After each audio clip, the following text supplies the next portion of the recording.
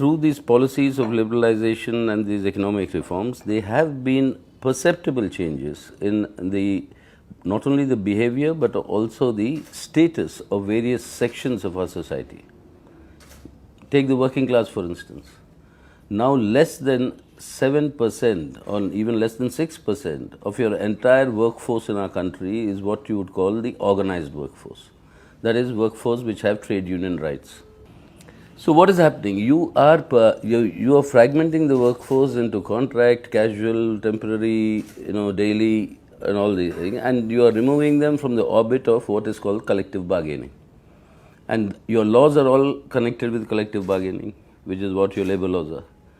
So if you cannot change the labor laws under pressure, then you create a situation where the labor laws become irrelevant because they are only applicable to 6% of your workforce today. So this is a big change. Now, how do you reach out to those workers who are not in any union?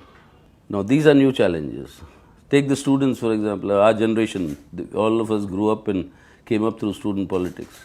Today, majority are in private educational institutions, where students' unions and students' associations are all just prohibited. So the democratic forums amongst the students and amongst the youth, where you would discuss anything under the earth, and that's how you form, that's how all of us grew up.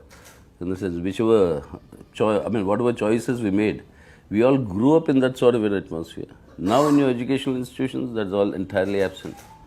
So have you lost out when you say, have we failed in noting these developments? I think these developments is not a question of success or failure. It's a question of how to adapt to these changes. What are the organizational methods? For example, we'll have to reach out to the workers in their residential areas, not in their workplaces. We'll have to reach out to the students through their tutorial classes and all these, which are more relevant today than their colleges and institutions. So that's where we propose to crystallize. All these issues are already under discussion. Crystallize the new methods of both our reach, our agitation, and our propaganda.